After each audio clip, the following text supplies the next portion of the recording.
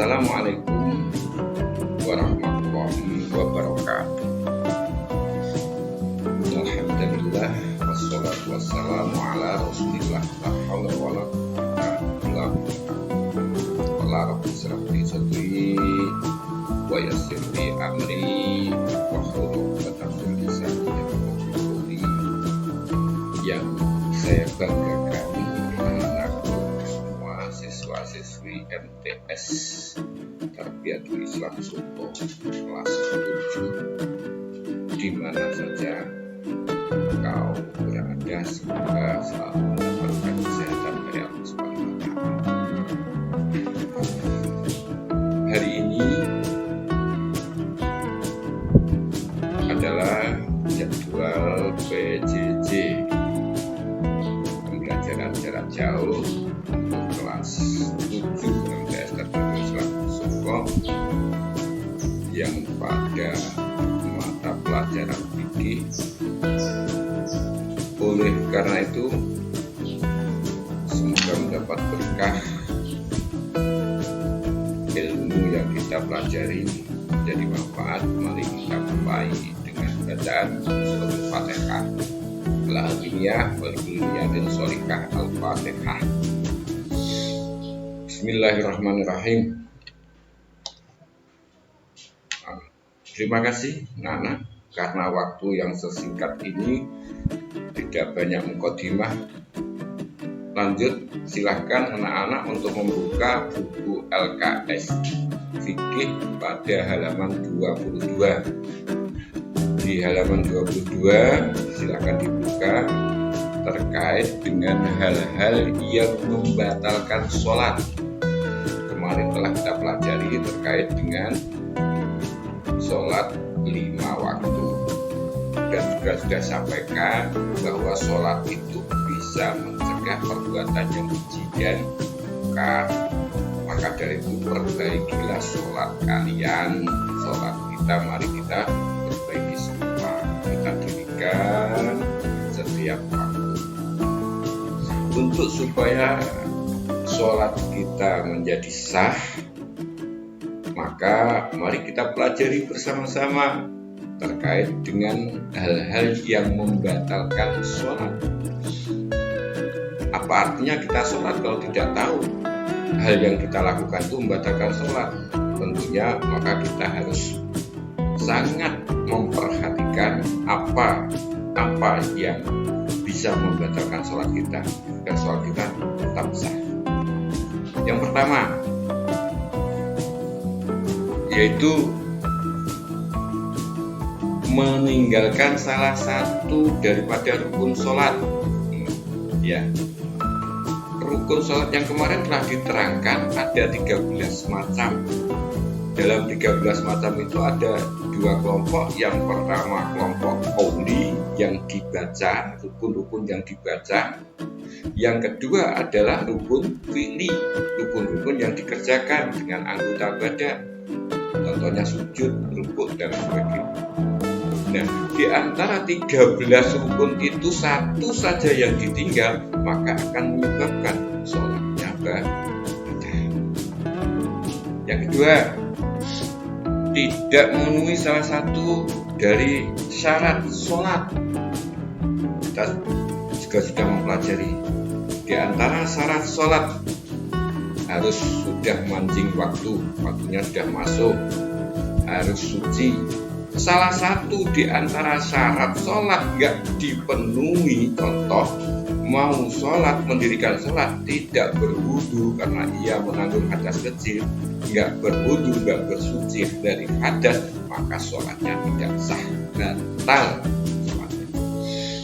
Yang ketiga adalah berbicara dengan sengaja. Berbicara dengan sengaja ini artinya di luar kalimat yang diajarkan dalam syariat Islam.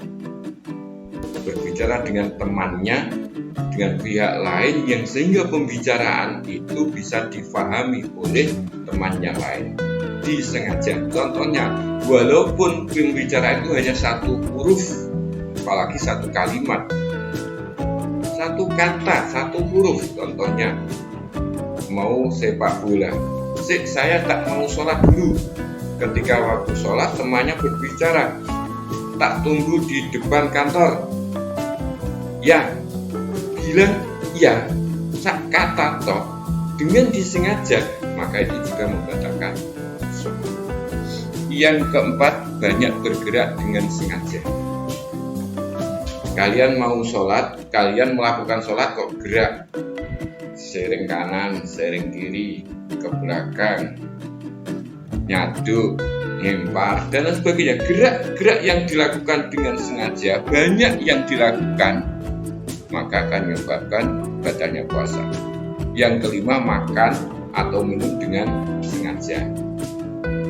Ketika bertamu di rumahnya orang lain, ambil marneng, jagung di saku, kemudian ketika sujud dibuat sujud, marnanya tumpah, kemudian dijumputi langsung dimakan dengan sengaja memakannya, batal. Yang keenam ada tertawa sehingga dia mengeluarkan suara, dan sebagainya.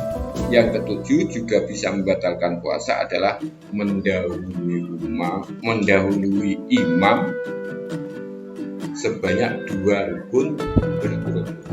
Artinya apa? Kalau berjamaah selamanya makmum itu harus mengikuti imam. Kok kemudian ada makmum yang mestinya imam belum rukuk, dia sudah rukuk. Yang mestinya imam belum iktidal, ia sudah iktidal dulu. 2 rukun yang dilakukan dia mendahului imam, maka menyebabkan batalnya sholat. Itu anak-anak harus diperhatikan, sehingga supaya sholat kita menjadi sholat yang sah,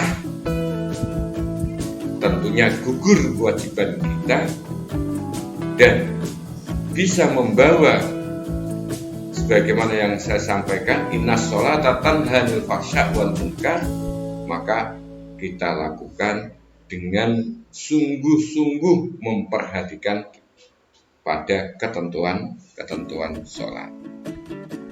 Nana terkait dengan makruh sholat, hikmah sholat bisa dipelajari sendiri.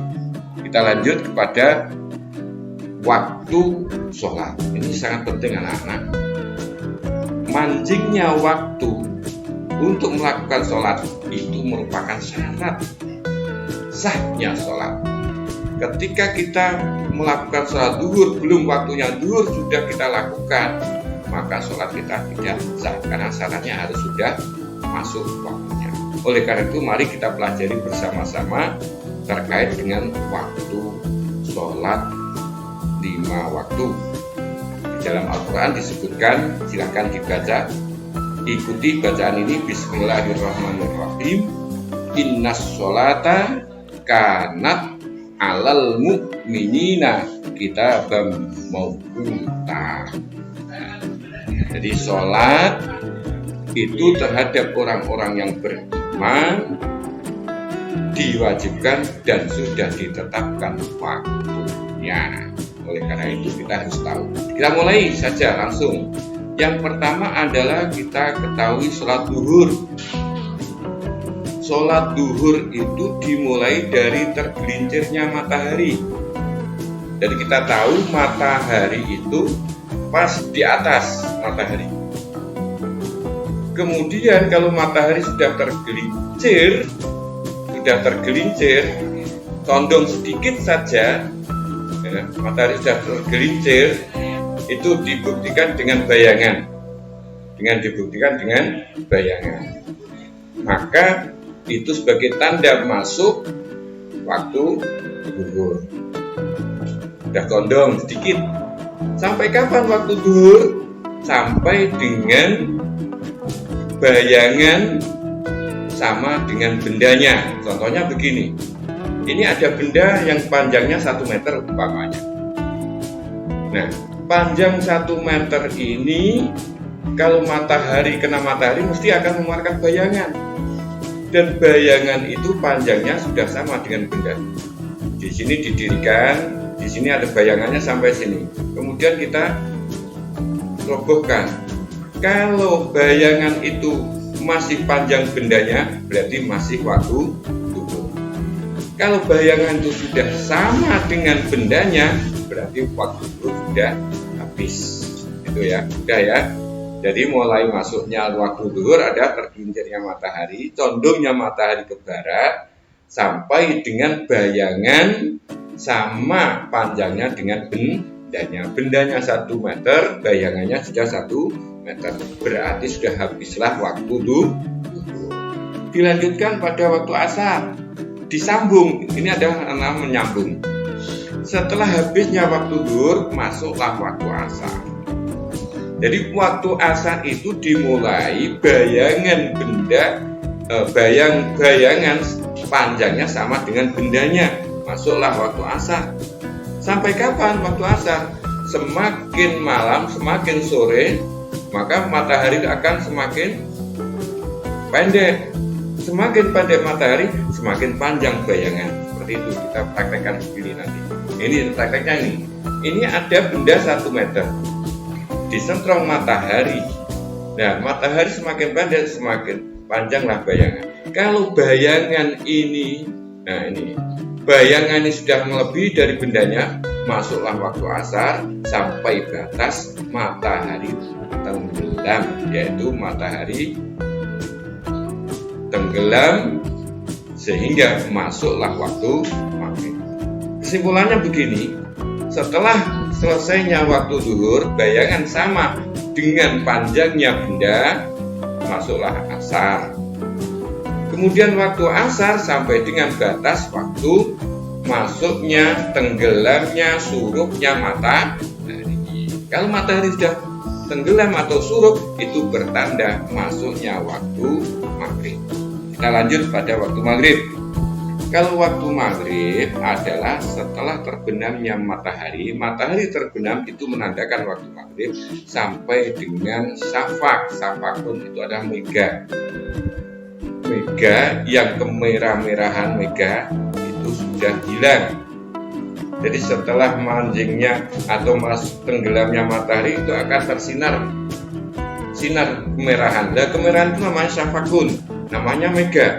Kalau sudah mega itu sudah hilang, selesailah, habislah waktu maghrib. Sedikit sekali diumpamakan ada orang itu masuk mancing waktu maghrib, ia berwudu dengan sempurna, kemudian azan dengan sempurna, setelah azan sholat sunnah 2 rakaat, kemudian setelah sholat sunnah 2 rakaat ia qomat, habislah waktu maghrib. Saking sedikitnya. Setelah selesai, artinya syafaqun mega merah itu sudah hilang, tenggelam, maka masuklah waktu isya. Nah, disinilah waktu yang terpanjang, mulai dari tenggelamnya mega merah sampai dengan munculnya fajar shodiq. Setelah fajar shodiq muncul, disitulah habis waktu isya, masuk waktu subuh sampai dengan akan munculnya matahari.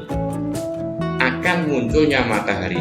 Itu kalau matahari sudah padang, sudah sinarnya sudah jelas, ya, maka habislah waktu subuh. Jangan sampai kita sholat itu bersamaan dengan munculnya matahari. Itu nanti akan ada keterangan waktu yang diharamkan. Sholat yang tanpa sebab barengan dengan munculnya matahari. Disitulah kita tunggu sampai muncul matahari sampai setombak, barulah kita lakukan sholat yang dinamakan sholat duha sampai istiwa beduk. Nah, itu terkait dengan waktu. Silahkan dipelajari untuk halaman 23-nya. 23. Kemudian terkait dengan sujud sahwi, anak-anak lanjut saja masalah sujud sahwi. Sujud kita lakukan, sujud sahwi itu dilakukan karena dalam melaksanakan sholat kita itu ada sesuatu yang ketinggalan, artinya mungkin sunnah akadnya, mungkin hal-hal yang dianjurkan dalam sholat itu ketinggalan. Satu, dianjurkan untuk sujud sahwi. sahwi itu artinya lupa. Karena lupa tidak melakukan sunat akad, maka disunahkan lagi untuk sujud sahwi. Sujud sahwi itu dilakukan boleh di dalam sholat sebelum salam, setelah tahiyat akhir, boleh setelah sholat atau setelah salam. Kalau apa yang dilakukan itu kelupaan, diingat di dalam sholatnya, oh masih kelupaan, maka dilakukan di dalam sholat. Kalau ingatnya yang ditinggalkan itu sudah di luar sholat, maka boleh setelah salam melakukan sujud sahwi. Jadi bisa dikerjakan, bisa dibaca sendiri hal-hal yang menyebabkan dilaksanakan sujud sahwi, yaitu diantaranya ketinggalan tasyahud pertama. Moto tahiyat awal itu hukumnya sunnah. Nah, sehingga kok lupa tidak membaca tahiyat awal, tasyahud awal nggak terbaca, maka disunahkan untuk sujud sahwi. Itu diantaranya. Atau ragu-ragu dalam rakaat sholat duhur, pada waktu pertengahan sholat lupa sudah mendapat 3 rakaat atau 4 rakaat, maka kita harus milih yang sedikit. Untuk memilih yang sedikit, maka kita pilih, kita yakini yang sedikit, yaitu yang 3 rakaat, sehingga harus nambahin lagi 1 rakaat. Kalau kita ragu-ragu dalam rakaat, harus milih yang terkecil. Ya, kita pilih, kita yakin, artinya pilih itu meyakini yang terkecil, maka harus nambahin 1 rakaat. Karena ada keraguan rakaat itulah disunahkan untuk sujud sahwi. Yang doa dibaca ketika sujud sahwi adalah kita lakukan, kita ikuti Bismillahirrahmanirrahim. Subhanalladzi la yanamu wala yasjud. Karena demikian yang perlu saya sampaikan untuk dipelajari bersama-sama. Kita berikan tugas, yaitu pada halaman 26, 1 halaman saja. Uji kompetensi itu dikerjakan di buku tulis khusus, di buku tulis fikih, kemudian di foto dikirimkan lewat nomor saya. Demikian. Wassalamualaikum warahmatullahi wabarakatuh.